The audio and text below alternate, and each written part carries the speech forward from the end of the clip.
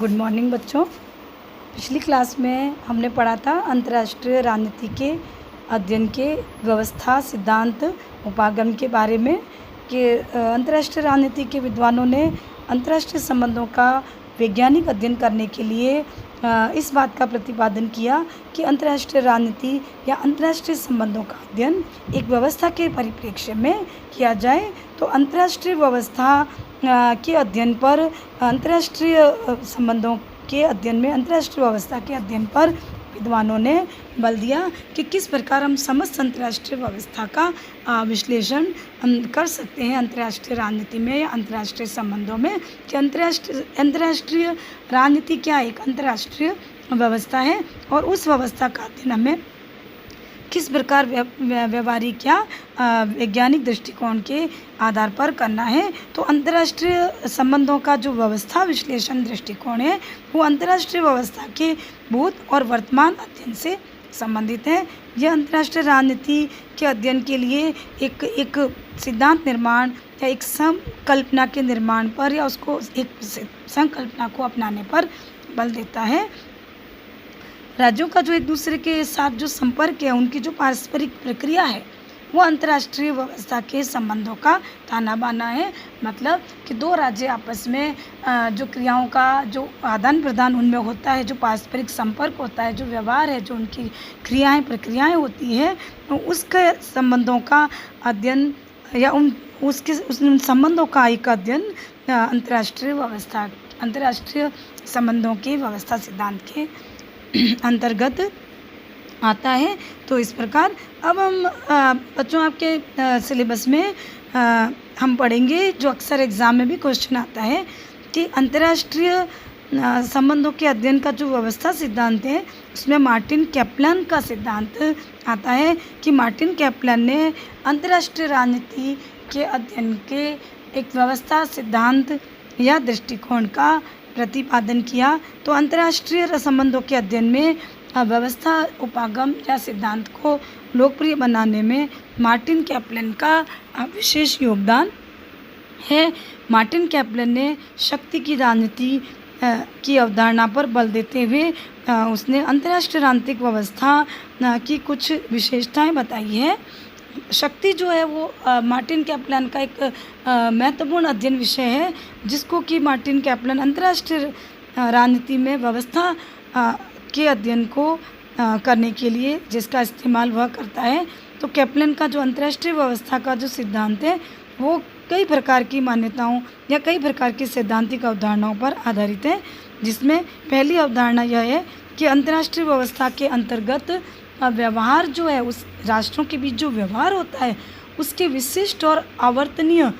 समुच्चयों का अस्तित्व होता है। मतलब कि जब दो राष्ट्र व्यवहार करते हैं तो उनके व्यवहारों के बीच में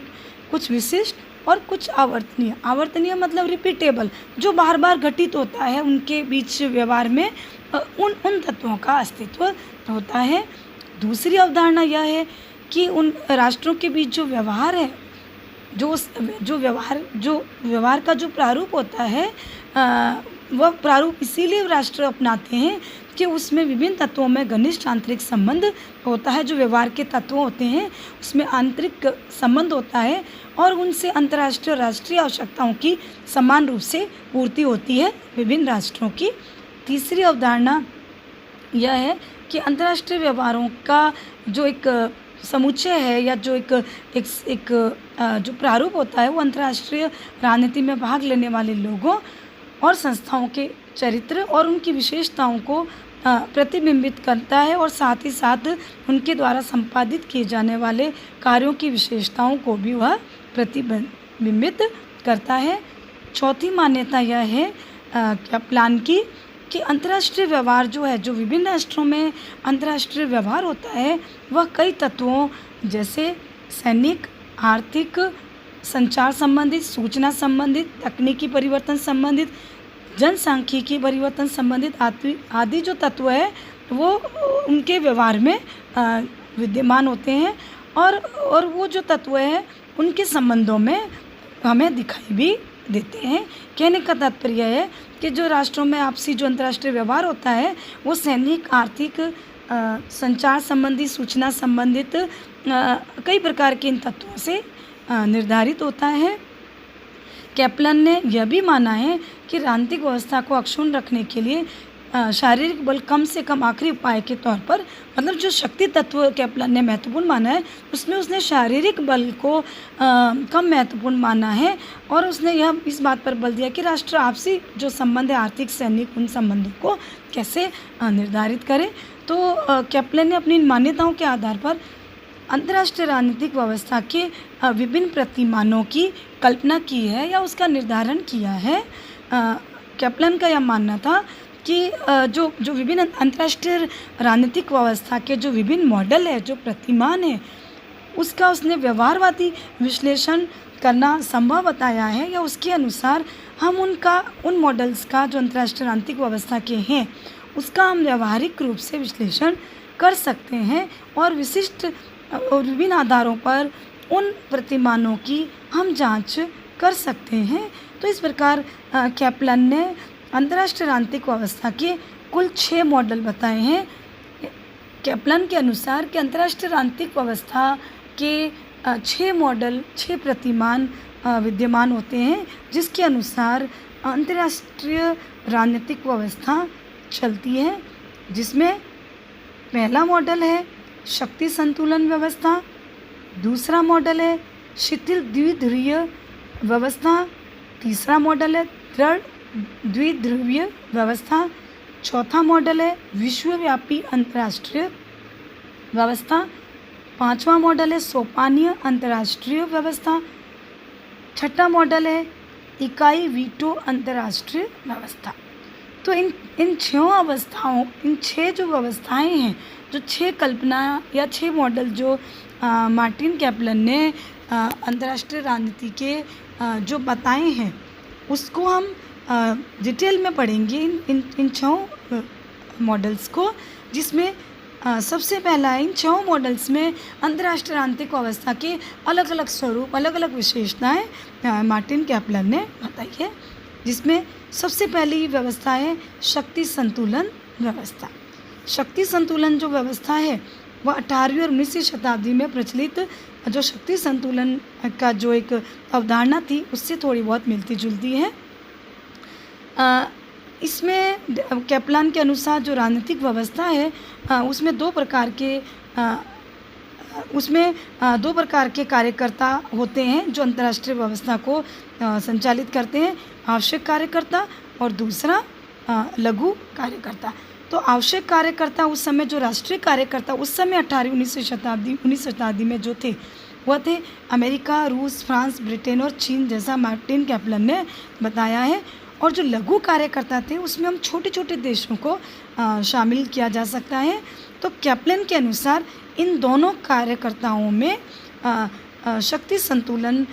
स्थापित करने के लिए 6 नियम अपरिहार्य है या थे उस समय, कि प्रत्येक आवश्यक कार्यकर्ता को अपनी क्षमता बढ़ानी चाहिए या शक्ति बढ़ानी चाहिए, परंतु युद्ध करने के बजाय उनको समझौते का या संधि का सहारा लेना चाहिए। दूसरा, समझौते के कारण अपनी क्षमता अगर बढ़ाना कठिन हो, अगर वो अपनी शक्ति नहीं बढ़ा पा रहा है संधि से, तो उसको युद्ध का सहारा लेना चाहिए। तीसरा, यदि किसी का आवश्यक कार्यकर्ता जो राष्ट्रीय कार्यकर्ता है उसको समाप्त करने के लिए युद्ध बंद कर देना, युद्ध को रोकना ज़्यादा अच्छी बात है या अच्छा है। चौथी नियम है कि अंतर्राष्ट्रीय व्यवस्था के भीतर यदि कोई विशेष कार्यकर्ता या कर्ताओं के बीच कोई गठबंधन स्थापित करना चाहे तो उस गठबंधन को वह या तो उसको स्थापित करने में सफलता प्राप्त करे या फिर उसको विरोध करे। पांचवा नियम है कि यदि कोई कर्ता या राष्ट्रीय कर्ता है जो उसका समूह है वो विभिन्न अधिराष्ट्रीय सिद्धांत का पालन करे तो उसे वैसा न करने के लिए दूसरे राज्यों को वो बाध्य करे। और छठा सिद्धांत है कि पराजित जो राष्ट्रीय कर्ता है वो व्यवस्था में फिर से प्रवेश करना चाहे तो उन्हें प्रवेश देना चाहिए। तो सभी आवश्यकर्ता मतलब जो बड़े राष्ट्र हैं, राष्ट्रीय कार्यकर्ता है, उनके बीच में सहयोग होना चाहिए, ऐसा मार्टिन कैप्लन का मानना है। तो इस प्रकार शक्ति संतुलन वाली जो अंतर्राष्ट्रीय व्यवस्था है उससे यह स्पष्ट होता है कि अंतर्राष्ट्रीय सामाजिक जो पद्धति है उसके अंतर्गत किसी भी राजनीतिक उपव्यवस्था या उपपद्धति का कोई अस्तित्व नहीं होता है। इसलिए सभी जो राष्ट्रीय कार्यकर्ता होते हैं वो अपनी सुरक्षा के लिए एक दूसरे के या अपने सहयोगियों पर निर्भर रहते हैं और उनमें इतनी क्षमता या होती है कि वो अपनी सुरक्षा स्वयं करे या होनी चाहिए उनमें। तो इस प्रकार हम देखें तो उसमें और जो छोटे राष्ट्र होते हैं, लघुकर्ता है, वो महत्वपूर्ण भूमिका नहीं निभाते हैं। तो इस प्रकार उस समय इस अंतर्राष्ट्रीय व्यवस्था में जो मार्टिन कैप्लन ने जो बताया है कि अंतर्राष्ट्रीय जो राज्य है उनके बीच जो व्यवहार है वो शक्ति संतुलन के नियमों के अनुकूल होता है और यदि राष्ट्रीय कार्यकर्ताओं की संख्या घट जाए तो शक्ति संतुलन वाली अंतर्राष्ट्रीय व्यवस्था जो है उसमें अस्थायित्व आ जाएगा या शक्ति संतुलन बिगड़ जाएगा या शक्ति संतुलन अस्थायी हो जाएगा। तो इस प्रकार शक्ति संतुलन वाली अंतर्राष्ट्रीय व्यवस्था यदि समाप्त इस तरह से यदि ये वो समाप्त हो जाएगी तो आवश्यक राष्ट्रीय कार्यकर्ता खेल नियमों के अनुसार अपने खेल का प्रदर्शन नहीं करें और राष्ट्रीय कार्यकर्ता जो है वो अपने से निम्न राष्ट्रों के साथ गठबंधन स्थापित करने का प्रयास करें। तो इस प्रकार शक्ति संतुलन एक नियम है राष्ट्रों के बीच आपसी व्यवहार का। अगर वो नियम नहीं रहता है तो अंतर्राष्ट्रीय व्यवस्था में असंतुलन आ जाएगा, अस्थायित्व आ जाएगा और वह व्यवस्था समाप्त भी हो सकती है अगर उस नियमों का पालन नहीं किया जाए तो